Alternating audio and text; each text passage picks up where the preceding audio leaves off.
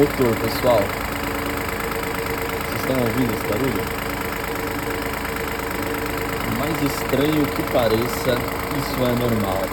Eu não sei se é porque é um motor 3 cilindros e normalmente o motor 3 cilindros ele tem uma vibração, mas parece que o motor está batendo, né? Mas eu já fiz 2 revisões na Fiat e eles falaram que isso é normal, tá? Então, caso você esteja fazendo esse barulho, não se preocupe porque é normal.